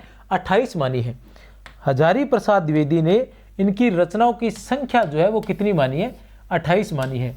तो इसका विवरण जब हम हजारी प्रसाद द्विवेदी का जो हिंदी साहित्य का इतिहास है, हिंदी साहित्य उद्भव और विकास पढ़ते हैं, तो उसमें क्या है, हजारी प्रसाद द्विवेदी ने पीताम्बर दत्त बर्थवाल के माध्यम से 40 रचनाएं मानी है। वो ऐसा कहते हैं कि पीताम्बर दत्त बर्थवाल ने गोरखनाथ की 40 रचनाएं मानी हैं और वो इन 40 रचनाओं का ही वर्णन करते हैं। लेकिन जब हम बच्चन सिंह का हिंदी साहित्य का दूसरा इतिहास पढ़ते हैं तो उसमें ऐसा बताया गया है कि इन्होंने जो है कितनी रचनाएं मानी है, हजारी प्रसाद द्विवेदी ने इनकी 28 रचनाएं मानी है, पीताम्बर दत्त बर्थवाल ने इनकी 40 रचनाएं मानी है और बच्चन सिंह स्वयं कहते हैं कि अब इनकी संख्या जो हो गई है वो 35 हो गई है। अब पीताम्बर दत्त बर्थवाल की बात करें तो पीताम्बर दत्त बर्थवाल ने इनकी रचनाओं की संख्या 40 मानी है, लेकिन वो ऐसा कहते हैं कि इनकी जो प्रमाणिक रचनाएं हैं उनकी संख्या जो है वो कितनी है, वो है केवल 14 है रचनाएं जो है वो प्रामाणिक है। पहली 14 रचनाएं जो है जो हम पहले पढ़ चुके हैं, कौन कौन सी, शब्दी, पद, प्राण सांकली, शिष्य दर्शन। शब्दी, पद, प्राण सांकली, शिष्य दर्शन। शब्दी, पद, प्राण सांकली, शिष्य दर्शन। और उसके बाद पंचमात्र, सप्तवार और 15 तिथि। पंचमात्र, सप्तवार और 15 तिथि। उसके बाद ज्ञान तिलक और ज्ञान चौंतीसा। ज्ञान तिलक और ज्ञान चौंतीसा। उसके बाद आता है मच्छिंद्र गोरखबोध, आत्मबोध, नरवई बोध और अभय मात्र जोग। और अंत में आ जाती है रोमावली। ये जो 14 रचनाएं ये प्रमाणिक मानी है, आगे वाली रचनाएं जो वो प्रमाणिक नहीं मानी। इनमें भी वो कहते हैं कि एक ज्ञान चौंतीसा को छोड़कर बाकी सभी का उन्होंने प्रकाशन करवा दिया था। किसको छोड़कर, एक ज्ञान चौंतीसा को छोड़कर पीताम्बर दत्त बर्थवाल ने बाकी सभी रचनाओं का जो है संपादन करवा दिया था। ज्ञान चौंतीसा भी क्यों रह गई थी, क्योंकि उसको क्या था कि जैसे भी वो मिली बाद में थी, उसकी प्रति वगैरह या उसके बारे में जो भी जानकारी थी वो बाद में मिली थी, इसलिए पीताम्बर दत्त बर्थवाल उसको प्रकाशित नहीं करवा पाए थे। और पीताम्बर दत्त बर्थवाल ने इनके बारे में एक बात और कही है रचनाओं के बारे में कि शब्दी जो रचना है उनकी वो सर्वाधिक प्रमाणिक रचना है। शब्दी जो रचना है वो इनकी सर्वाधिक प्रमाणिक रचना है। और मच्छिंद्र गोरखबोध के बारे में आचार्य शुक्ल कहते हैं कि मच्छिंद्र गोरखबोध जो रचना है वो वास्तव में गोरखबोध, उसका नाम है गोरखबोध। और वो क्या है कि उसमें वो एक प्रकार का संवाद ग्रंथ है। वो क्या है, एक प्रकार का संवाद ग्रंथ है। उसमें गोरखनाथ का और मत्स्येंद्रनाथ का जो है संवाद बताया गया है। गोरखनाथ जो है वो प्रश्न करता है और मत्स्येंद्रनाथ जो है वो उत्तर दाता है। अर्थात इसमें मत्स्येंद्रनाथ द्वारा गोरखनाथ जी को ज्ञान दिया गया है। तो ये रचनाओं के बारे में आगे भी रचनाएं पढ़ते हैं। और इनकी 14 के बाद गोरख गणेश गोष्ठी आ जाता है, गोरख दत्त गोष्ठी आ जाता है, जिसे ज्ञानदीप बोध भी कहा जाता है। फिर महादेव गोरख गोष्ठी आ जाता है। अब देखिए सबसे पहले क्या है, गोरख गणेश गोष्ठी है, फिर गोरख दत्त गोष्ठी है और फिर महादेव गोरख गोष्ठी आ जाता है। फिर आता है शिष्ट पुराण, शिष्ट पुराण, फिर दयाबोध, फिर जाति वंशावली, नवग्रह, नवराशि, अष्टपारक्ष्य, रसराह, ज्ञानमाला, आत्मबोध, व्रत, निरंजन पुराण, व्रत, निरंजन पुराण, गोरख वचन, इंद्रिय देवता, मूल गर्भावली, वाणी, गोरखसत, अष्टमुद्रा, 24 सिद्धि, षडक्षरी, पंचअग्नि, अष्टचक्र, अवली सिलूक और काफिर बोध। ये भी महत्वपूर्ण है। अवली सिलूक और काफिर बोध जो है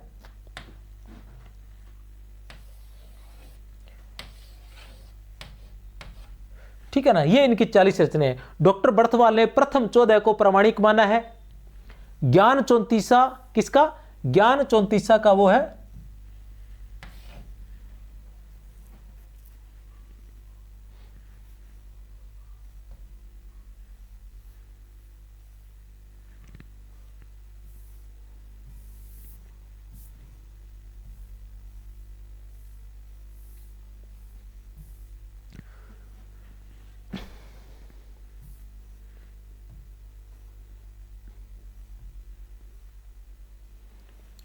डॉक्टर बर्थवाल ने प्रथम 14 को प्रमाणिक माना है। ज्ञान चौंतीसा समय पर न मिलने के कारण इसे वे प्रकाशित नहीं करा सके। शेष 13 को प्रकाशित कराया। डॉक्टर बर्थवाल ने शब्दी को सबसे प्रमाणिक माना है। मच्छिंद्र गोरखबोध, जिसे गोरखबोध जी कहा जाता है, गोरखबोध कहा जाता है, एक संवाद ग्रंथ है। इसमें गोरखनाथ प्रश्न करता है, वह मत्स्येंद्रनाथ उत्तरदाता है। आचार्य रामचंद्र शुक्ल के अनुसार देश भाषा में लिखी गोरख पंथ की पुस्तक गद्य और पद्य दोनों में है।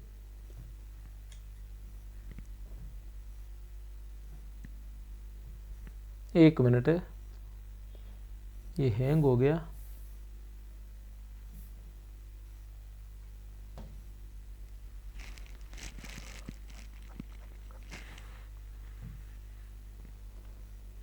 ठीक है, बच गए।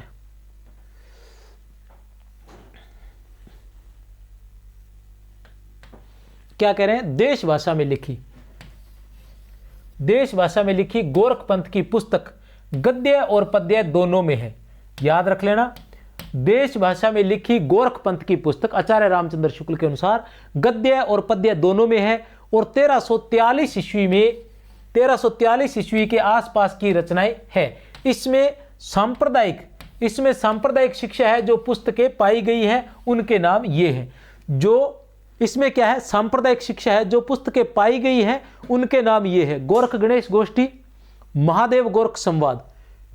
गोरख गणेश गोष्ठी उनमें भी थी, महादेव गोरख संवाद ठीक है, गोरख बोध, नरवई बोध, दत्त गोरख संवाद ये भी वहां था, गोरख गणेश गोष्ठी भी था, महादेव गोरख संवाद भी था। उसमें ये जो रचनाएं हैं हम देख रहे हैं ये भी थी, उनमें ये भी थी, गोरख बोध भी था, नरवई बोध, दत्त गोरख संवाद। गोरखनाथ की 17 कला उसमें नहीं थी। गोरखनाथ की 17 कला, योगेश्वरी, विराट पुराण उसमें नहीं था। विराट पुराण जो है संस्कृत के विराट पुराण का ही सार है। फिर गोरख सार, फिर गोरखनाथ की बानी।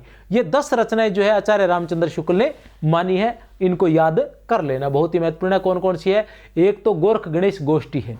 कौन सी है? गोरख गणेश गोष्ठी है। गोरख गणेश गोष्ठी, महादेव गोरख गोष्ठी, महादेव गोरख गोष्ठी और महादेव दत्त गोष्ठी, ठीक है ना, वो ये दत्त ना, दत्त गोरख संवाद, ठीक है, दत्त गोरख संवाद। इसके बाद गोरख बोध और नरवई बोध, गोरख बोध और नरवई बोध आ जाती है। उसके बाद योगेश्वरी, विराट पुराण और गोरखनाथ की बानी। योगेश्वरी, विराट पुराण, गोरखसार और गोरखनाथ की बानी। योगेश्वरी, विराट पुराण, गोरखसार, गोरखनाथ की बानी, ये सब ग्रंथ गोरख के नहीं है, उनके अनुयायी शिष्यों के रचे हैं, ऐसा आचार्य रामचंद्र शुक्ल कहते हैं। फिर आचार्य रामचंद्र शुक्ल के हिंदी साहित्य के इतिहास में विराट पुराण संस्कृत के, विराट पुराण का अनुवाद है गोरख पंथ के संस्कृत ग्रंथ। आचार्य शुक्ल के अनुसार गोरख पंथ के जो संस्कृत ग्रंथ है वो ये है। गोरख पंथ के संस्कृत ग्रंथों की बात करें तो मैं पहले भी बता चुका हूं कि सिद्ध सिद्धांत पद्धति, पहला ग्रंथ कौन सा है? सिद्ध सिद्धांत पद्धति, जिसमें हठ योग के बारे में विवरण है, पीछे पढ़कर आए हैं, जिसमें कहा गया है कि है का अर्थ सूर्य, ठह का अर्थ चंद्रमा है। विवेक मार्तंड, ठीक है ना। शक्ति संगम, संग्राम नहीं है, संगम, शक्ति संगम तंत्र, शक्ति संगम तंत्र। निरंजन पुराण और विराट पुराण, निरंजन पुराण और विराट पुराण 5 है संस्कृत ग्रंथ, याद रख लेना। सिद्ध सिद्धांत पद्धति, विवेक मार्तंड, शक्ति संगम तंत्र, निरंजन पुराण, विराट पुराण। शक्ति संगम तंत्र शिव शक्ति की भावना युक्त श्रृंगारमयी रचना है। शिव शक्ति की भावना युक्त श्रृंगारमयी रचना है जो शक्ति संगम तंत्र है। गोरखनाथ से पहले अनेक संप्रदाय थे जिनका उनके नाथ पंथ में विलय हो गया। गोरखनाथ से पहले अनेक संप्रदाय थे जिनका उनके नाथ पंथ में विलय हो गया। आचार्य हजारी प्रसाद द्विवेदी लिखते हैं कि शंकराचार्य के बाद, क्या लिखते हैं कि शंकराचार्य के बाद इतना प्रभावशाली और इतना महिमान्वित व्यक्तित्व, शंकराचार्य के बाद इतना प्रभावशाली और इतना महिमान्वित व्यक्तित्व भारतवर्ष में दूसरा नहीं हुआ। ये जो बातें हैं ये पहले तो बहुत पूछा जाता था, ये वाला कथन अब थोड़ा कम हो गया, लेकिन सरल क्वेश्चंस में ये आएगा। शंकराचार्य के बाद इतना प्रभावशाली और इतना महिमान्वित व्यक्तित्व भारतवर्ष में दूसरा नहीं हुआ। भारतवर्ष के कोने कोने में उनके अनुयायी आज भी पाए जाते हैं। भक्ति आंदोलन के पूर्व सबसे शक्तिशाली धार्मिक आंदोलन गोरखनाथ, भक्ति आंदोलन के पूर्व सबसे शक्तिशाली धार्मिक आंदोलन गोरखनाथ का भक्ति मार्ग ही था। गोरखनाथ अपने युग के सबसे बड़े नेता थे। हजारी प्रसाद द्विवेदी के अनुसार अपने युग के सबसे बड़े नेता कौन थे? तो गोरखनाथ थे। शंकराचार्य के बाद सबसे बड़ा शंकराचार्य के बाद सबसे बड़ा प्रभावशाली व्यक्ति, ठीक है ना, शंकराचार्य के बाद इतना प्रभावशाली और इतना महिमान्वित, शंकराचार्य के बाद इतना प्रभावशाली और इतना महिमान्वित व्यक्ति तो भारतवर्ष में दूसरा नहीं हुआ। भारतवर्ष के कोने कोने में उनके अनुयायी आज भी पाए जाते हैं। बारापंथी गोरखनाथ ने अनेक संप्रदायों को अपनी बारापंथी शाखा में मिला लिया था। गोरखनाथ ने अनेक संप्रदायों को अपनी बारापंथी शाखा में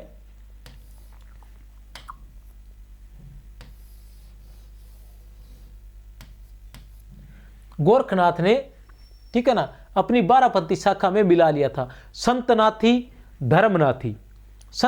धर्मनाथी, गंगानाथी, माननाथी, रामपंथ, आदुपंथ, पागलपंथ, धज्जपंथ, आई पंथ, कपिलानी, नटेश्वरी और बैरागी, ये इनके बारापंथी शाखाएं थी। ज्यादा महत्वपूर्ण नहीं है, फिर भी एक बार नजर मार लेता कि पता है।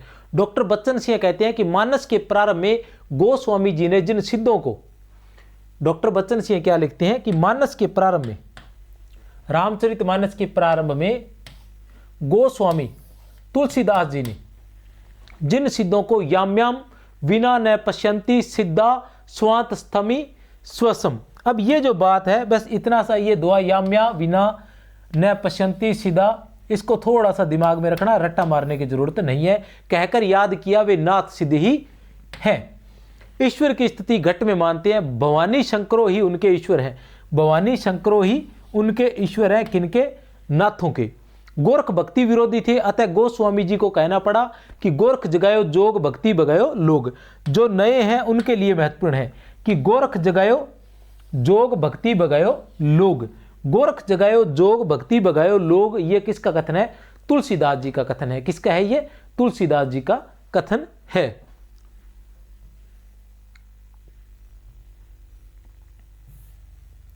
गोस्वामी जी के ठीक विपरीत कबीर ने गोरख को सादर स्मरण किया है।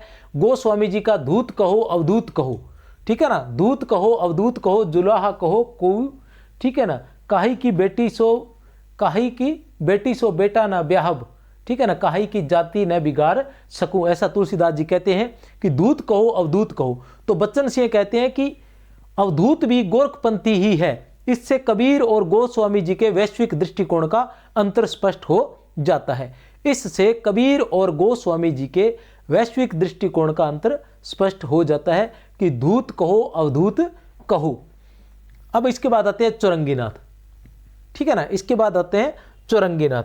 चौरंगीनाथ से पहले मैं आपको एक चीज करवा दूं, वो ये करवा दूं कि सबसे महत्वपूर्ण जो है वो पीताम्बर दत्त बर्थवाल की, पीताम्बर दत्त बर्थवाल द्वारा गोरखवाणी 1930 ईस्वी में उन्होंने संपादन किया था। उसमें भी उन्होंने गोरखनाथ की रचनाओं का ही संकलन किया है।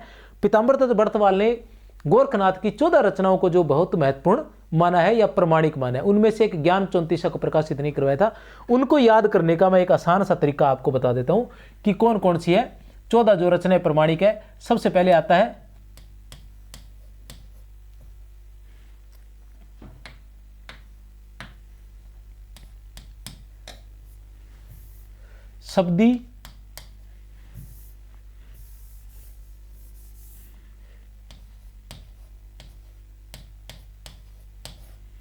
शब्दी,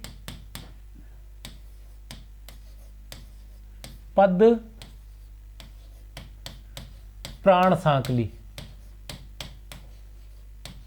शब्दी पद प्राण सांकली और शिष्या दर्शन।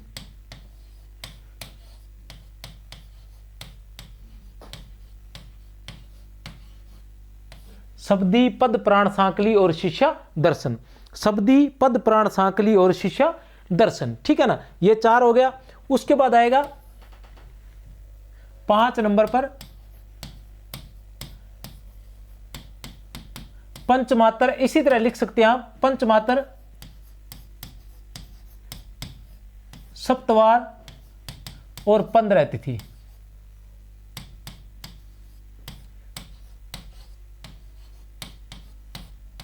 ठीक है ना, पंचमात्र, सप्तवार और 15 तिथि।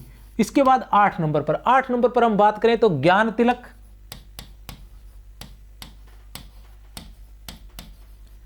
और 9 नंबर पर रहेगा ज्ञान 34।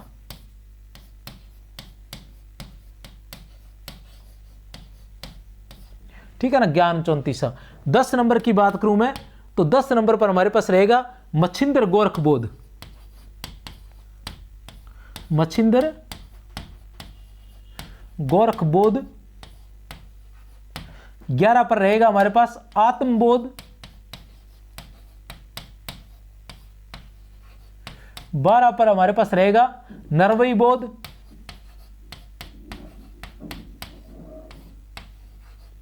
और 13 पर हमारे पास रहेगा, 13 यहां लिख देते हैं, अभई मात्र जोग। और 14 पर हमारे पास आ जाएगा रोमावली। ये 15 रचनाएं जो है उन्होंने प्रकाशित करवाई थी, इनको प्रमाणिक माना है। कौन कौन सी? 1 नंबर पर शब्दी, पद, प्राण सांकली और शिष्यादासन। फिर आता है पंचमात्र, सप्तवार और 15 तिथि। फिर ज्ञान तिलक और ज्ञान 34। फिर मच्छिंद्र गोरखबोध, आत्मबोध, नरवई बोध और अभय मात्र जोग और फिर रोमावली। इनको इसी तरीके से लिखना है कि शब्दी, पद, प्राण सांकली, शिष्या दर्शन दर्शन। शब्दी, पद, प्राण सांकली, शिष्या दर्शन। फिर पंचमात्र, सप्तवार और 15 तिथि। पंचमात्र, सप्तवार और 15 तिथि, ठीक है ना। उसके बाद आ जाता है ज्ञान तिलक और ज्ञान 34। ज्ञान तिलक और ज्ञान 34। उसके बाद आ जाता है मच्छिंद्र गोरखबोध, आत्मबोध, नरवई बोध और अभय मात्र जोग। मच्छिंद्र गोरखबोध, आत्मबोध, नरवई बोध और अभय मात्र जोग। और अंत में रोमावली आ जाता है। ये 14 रचने उन्होंने प्रमाणिक मानी है। इनमें से और इनका उन्होंने प्रकाशन भी करवाया है, लेकिन एक इनमें से 13 का प्रकाशन करवाया है, ज्ञान 34 का उन्होंने प्रकाशन नहीं करवाया है। ज्ञान 34 का क्योंकि ये देरी से मिली थी इसलिए इसका प्रकाशन नहीं करवा पाए। और इनमें से सर्वाधिक प्रमाणिक रचना मानी है वो मानी है शब्दी। शब्दी को इन्होंने सर्वाधिक प्रमाणिक रचना माना है कि इन्होंने डॉक्टर पीताम्बर दत्त बर्तवाल ने। तो ये थी गोरखनाथ की क्लास और नाथ साहित्य से। तो इसके बाद हम बाकी के जो नाथ है उनके बारे में और नाथ साहित्य के बारे में अति महत्वपूर्ण जानकारी है जो नाथ साहित्य से संबंधित दूसरी क्लास में पढ़ेंगे। तो आपको थोड़ा इंतजार करना पड़ेगा। तो मेरी तरफ से आप सभी को बहुत बहुत शुभकामनाएं। और आपको फिर से कहना चाहता हूं कि अगर आप ये क्लास देखिए, दूसरी क्लास अवश्य देखिए, क्योंकि उसके अंदर जो अन्य जितनी भी महत्वपूर्ण जानकारी है सभी नाथों के बारे में रोचक कहानियां सुनाते हुए उनकी तथ्यात्मक जानकारी के साथ साथ जितने सभी इतिहासों की जो प्रमाणिक, ठीक है ना, बातें हैं वो सारी की सारी आपको उसमें मिलने वाली है, अन्य जो भी है। तो इसी के साथ बहुत बहुत धन्यवाद। जय हिंद, जय भारत।